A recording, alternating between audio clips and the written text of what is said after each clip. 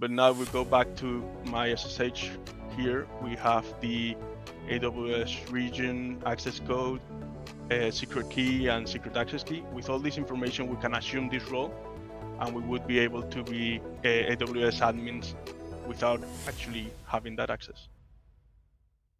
Alrighty, how's it going, everyone? Man, it's so great to be hanging out with you, Carlos Polup and Ignacio Dominguez, my great friends again over at Halborn. And hey, you two are the folks that are in the know with a whole lot of this cloud and DevOps security. And if you don't mind, I'd love to maybe learn a little bit about your whole perspective with Terraform. Because Terraform, I know, can be some incredible and awesome thing for infrastructure as code and at staging and preparing, automating all of things that you set up across the production environment. But I feel like you could probably get that wrong sometimes too. Do you have any, I don't know, crazy horror stories or anything you could tell me of security and misconfigurations going wrong with Terraform?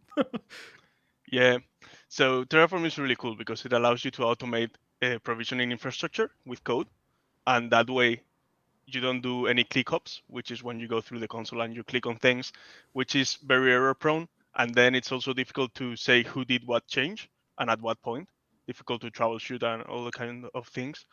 On the other hand, with Terraform, since you're normally storing it, all the code in a GitHub repository, it's normally easy to go through the commits and figure out what happened, at what point something changed, who did it, was it approved, was it not approved, all of that.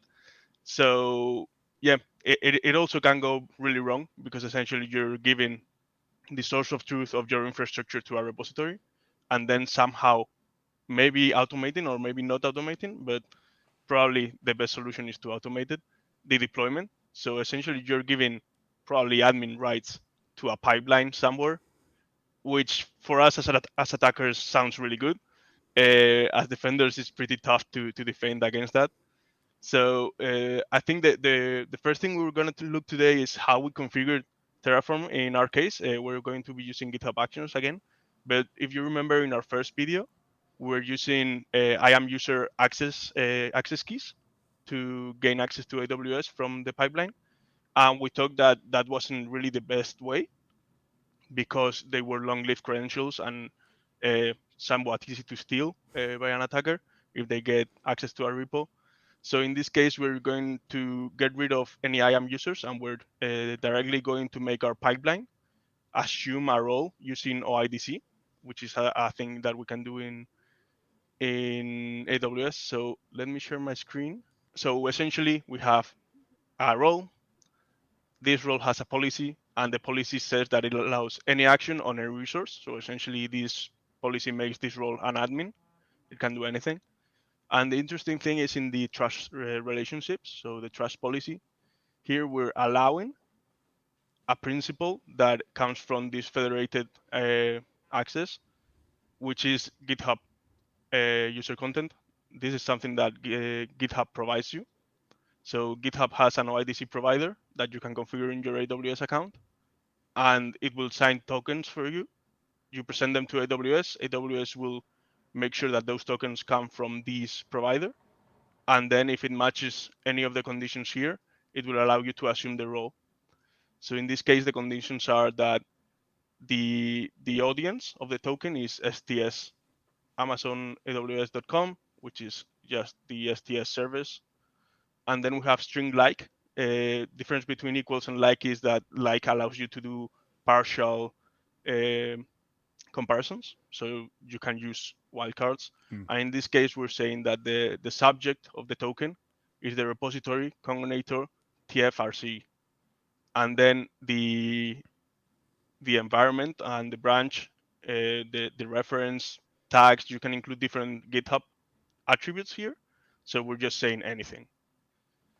So if we go ahead and look into the code I have here prepared today, we can see we have a Terraform repo, and this repo has a workflow.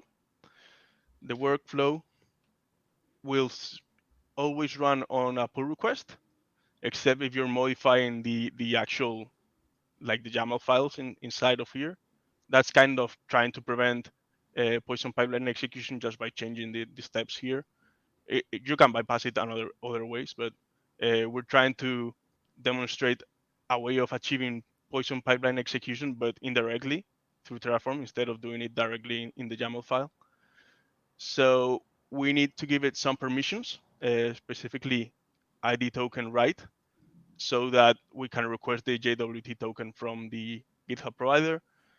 Then we're just running a job that does the checkout, configures AWS credentials, and we have to tell it what we want here. Here we specify the role that we're going to assume. That's the ARN of the role. And then what we want to do. We want to run Terraform init and then Terraform plan. Terraform plan should never do any changes to infrastructure. So it should be like, you should configure this to be read only, but people normally will use the same role for plan and applies. And Mm. that's like the first pitfall. This role that we're assuming here has admin permissions. So even the plan is running with admin permissions. So what we're going to do is we're going to be using the external provider in Terraform. So for those not familiar with Terraform, in Terraform we have different providers, like the AWS provider, for example, or I don't know, GCP providers, or zero providers. Like you can make providers. They're basically a wrapper around an API. And essentially, we then declare resources. For example, this one will create an S3 bucket called CI/CD series example. But there's also the external provider. We can do a data object or a resource.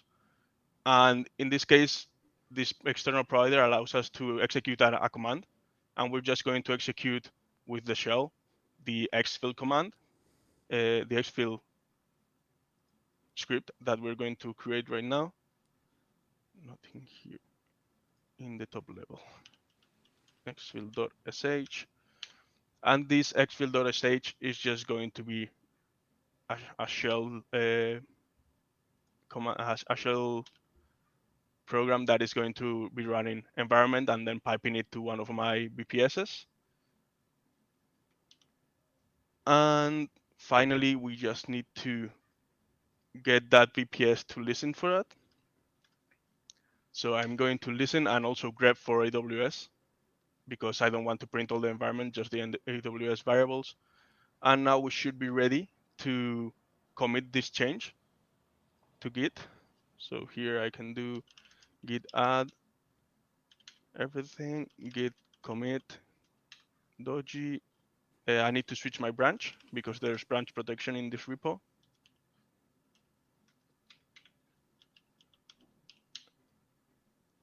And finally git push to that doji branch. And now if I go back to the repository right here, we should see that there is a Pushed. new branch and it pushed some changes. We are now able to open a pull request. So remember, the once we open the pull request, the pipeline will trigger and it will run Terraform plan, which will essentially run our external provider that runs a program in Bash that pipes all of the environment variables direct to our attacker machine. So just creating the pull request, and we should now see a job trigger. Here we can go see the details. And once the job starts, cool, configuring AWS credentials, running Terraform init. And now when the plan runs is when should receive, the pipeline should fail because that external program will return a non-zero value. It exited with code one. Mm. But now we go back to my SSH. Here we have the AWS region access code, secret key, and secret access key. With all this information, we can assume this role, and we would be able to be AWS admins without actually having that access. Wow. Okay, so just for me to kind of distill it down, for my own understanding, right? The gimmick is, hey, Terraform plan is still running with admin credentials, and Terraform is just set up as the job to run within GitHub Actions. Uh, is that the gist? Yeah, exactly. So here in the pipeline, when we do a pull request, we are executing with the this role, which is an admin, Okay. and we're running Terraform plan. The thing here is we can't change this file because we have this to ignore it. Mm, It could be bypassed. Like if you were to change the actual file here and just write another step, it wouldn't execute unless you go ahead and remove this line. Then gotcha. it would execute. But we're trying to figure out a way to bypass if this was not possible. So if you couldn't do direct Poison pipeline execution, Right. and Terraform is one of those ways. Cool. Are there any other mitigations? Are there any other things, I don't know, to kind of add some security boundaries there? Or is it just as simple as like, hey, probably separate some of those roles, don't run Terraform plan as admin? Yeah, number one would be don't run Terraform plan as admin. If you can, try to separate so you need approval before you even do a plan. This is not always possible because developer teams want to be able to like let me show you here in my pull request. Me as a DevOps team, I would like to, when I go to review someone else's PR, already have the plan in front of me, Right. not have to like check the code, review it, then click a button, then the plan runs, all of that. It should be easier just to have the plan here as a comment or something in the output of this job, and then decide if it's good or not. So having some kind of review before plan might be a no-go for a lot of DevOps teams. My recommendation would be to have one, especially if something is very critical. But yeah, running it with non-admin credentials like read-only, you should only need read-only for most of the things here when you do a plan. So yeah, having read-only credentials, and then there's also other things you could do. There's a cool tool called tfsec that Ooh. allows you to write OPA policies. So essentially, you could run a policy and say what's like a valid Terraform thing to run and what's not. Like you could say, I only want you to run things from the AWS provider, no external providers, no curb provider, nothing like that. And you could write some custom policies to do that. I've never seen that done. That's like, I think I would like to do myself just to test it. I think that's another option. As Ignacio has mentioned it before, like I love Terraform. Why? Because you are controlling the whole infrastructure. This means Terraform is always going to be having administrator permissions. It might be an AWS key, a GitHub token, whatever. It's always going to be full of environmental variables with administration permissions. So I was working in this company, and actually I have seen this in other companies from that I have been tested from Harvard that they are using in GitOps this platform called Atlantis. Atlantis is basically something very similar of what Ignacio has shown us, but automated, already created. So what is going to be happening is that you are going to be having some agent in some cloud machine with all these Terraform installed in and all the administrator privilege installed on them. And this agent is going to be constantly monitoring GitHub. And what we mean constantly monitoring is probably going to be having a webhook in GitHub, and GitHub is telling the agent what is happening in there. So whenever someone sends a pull request, it is going to be running a Terraform plan automatically. So what happens that if you just have right permissions over any kind of branch in a Terraform repo inside the GitHub organization, you're going to be able to steal everything. So you don't even, in this case, you don't even need to bypass branch protection. It's just like, hey, come and get everything you want. It's amazing. And actually the own company in the documentation is they say, hey, it is what it is. You cannot do anything about it. Like you cannot protect it. It is in the documentation. So if I may, I would like to show you this demo very fast. Please. I'm gonna try to share my screen. Dun, dun, dun. Okay.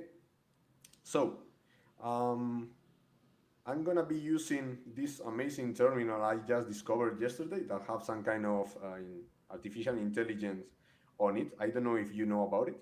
I will show you later. It's called Warp. Ooh. And it's also very cool. Anyway, first of all, I'm just going to run the Atlantis demo they put for you. Is I just downloaded from the GitHub Atlantis repo the binary, and I'm going to execute it with test drive. Here I'm going just to write the name of my GitHub user. Now I give a token to be able to control repos. And what it's going to do is it's going to fork an Atlantis example repo. It's going to put it in my account, and we are going to see it. So this is okay, but let me access from Chrome. So Atlantis just automatically generated this Atlantis example in my user. We can see some examples here. Actually, you can talk with Atlantis via the comments on the pull request. If you just write right here Atlantis plan, it is going to be executing Atlantis plan. If you have enough permissions to run Atlantis apply, it is going to be executing that. So it's pretty awesome. Like you can just run Terraform from GitHub without having Terraform installed in your machine. That's It wild. just makes things very, very fast. So I'm going to be closing this. And what I'm going to be doing now is I'm going to download this repo. I don't want iTerm, I want warp. Okay, so I'm in TMP. I'm just going to download it with a GitHub token. You can actually do this, and then we are going to be able to submit a commit. I'm going there, and then I want to do something fun. So I want to change my username and email inside GitHub, but I don't really remember how to do that. How to change username and email in GitHub in Bash. And we can just ask the AI, and is give, giving me this. Okay, I guess it's gonna work. So I'm going to change my username to something very random, like John Hammond. Why not? And we can also put the email as John Hammond. Please subscribe. Okay, we changed that. This is going to come with a fun story at the end. Okay, anyway, let's continue. So I have just downloaded this repo that Atlantis just created. I'm going to create a new branch, and let's suppose that this was some kind of Terraform repo where people was writing Terraform infrastructure here. So what I'm going to be doing is to create, or in an attacker case, modify a Terraform file. And I'm going to be using just the same example that Ignacio used before. I'm going to be using an external provider that is going to be running something, actually a reversal in inside a shell. So we just write this here. We create a commit, not suspicious, and we push setting the upstream branch. Okay, if we go back here, we should be able to see. Okay, so if we go here, you can see that by default, GitHub is telling me to send this completely not suspicious PR to the real master repository, run Atlantis example. So I didn't notice that, and I created that pull request, and I want to show you because John Hammond, you actually tried to compromise already the Run Atlantis organization. I'm Oh, sorry about this, man. whoops. That's gonna be there forever. Like that. That's now part of the internet. Yeah, it's gonna be there for. Actually, I changed this name to sorry. This Sorry, wasn't this is intended. a mistake. That's hysterical. Anyway, you can actually see that the one that created the PR is me. You are just the one that generated The commit. the Great. Fantastic. commit. Actually, this is unexpected. So 1 year ago or something like that, you could just put anybody's names here, and GitHub will load Yeah. its name and link to you. But apparently, they fixed this. Yeah, I saw tons of those with like the Linus Torvalds jokes, but yeah, Yeah, that's good that they fixed it, I guess. less funny for me, I guess. Anyway, we are going to be doing this properly, and we are going to be just doing a pull request to my master repo. And as I told you, Atlantis is just going to be running automatically this Atlantis plan, which is actually Terraform plan. And I have in this cloud server right here a listener waiting for our rubber cell. I guess we need to give it a couple of seconds. And we have here our cell. So if I do something like ID, you can see that I am actually in my host. My name is Carlos Polab. And if I exit this, you can see that the ID here in Ubuntu is completely different. So we Nice. just managed to compromise the Atlantis host that is actually running Terraform. So we will be able to leak all the privileges that Terraform will have. That's crazy. Atlantis is pretty wild that it just like naturally whatever allows you to do anything or whatever. Yeah, no, it's actually very helpful. But when you find out that just with right privilege over any branch, you can just steal all the privileges from Terraform, That's so crazy. it's not that fun anymore. So You can know I how they always say that convenience is like an enemy of security, yeah. and in DevOps, it's almost always true. Yeah. Yeah. I feel like DevOps has to be the epitome of that. Man, can I ask how often do you see? I mean, Atlantis for one thing. I don't know if that's pretty rare or every now and again, but I would think Terraform is probably a little bit more often for you. I feel like it's still kind of a cool, hot, modern thing. I think for like a mature organization, Terraform is the norm. But are there some pockets you don't see it, some you do? I don't know. How do you rank some of this stuff? Most startups that I've worked with are using Terraform. Yeah. Bigger companies also use Terraform, but they also have like things that are not Terraform, which is a bit of a mess when you have like some things are and some things not. That's a bit sketchy. The thing that we do see a lot in our assessments is people configuring the Terraform trust policy wrong.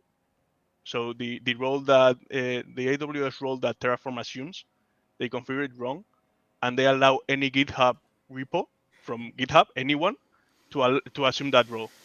That's So wild. if you know the ARN of the role, you can just go ahead, create your own action, and then click the button, and it will give you a valid token that is admin in their AWS account. I have to think you've done that plenty of times. Like Yeah, that's a quick easy button. Oh man. But also, I would like to mention that the main problem maybe is not Terraform. Obviously, we have been abusing this Terraform plan, which shouldn't be abused and should be more hardened. But the main problem is infrastructure as code. Like you are going to be having a server with tons of privilege in there. So if someone manage anyhow to compromise it, and this server needs to execute and have external connection because developer needs to connect to it, you're going to be able to be admin of all your company's infrastructure.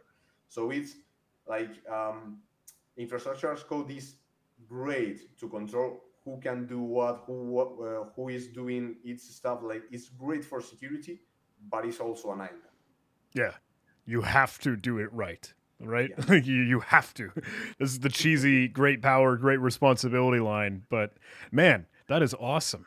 Thank you so much, guys. I think I love seeing the show and tell. I love seeing the demos. And man, I think that's I don't know, really puts a whole other perspective on it. And I guess anyone listening in, hey, if you're using Terraform, if you're staging, setting up all these accounts and permissions and privileges, I don't know, maybe some good insight. We got to do it right. So go take a yeah. look. Make sure to take a look at your trust policy and that you're not allowing any GitHub repo. Cool. Thanks so much, Carlos. Hey, thanks so much, Ignacio. And man, I'm excited for the next one. We're got even more of these crazy DevOps, cloud security, all the things that we can always harp in on. So thanks so much, my friends. Thank you, John. I love Thank your you. t-shirt, by the way. Oh yeah, hack tricks? Absolutely. That's the right shirt to wear today.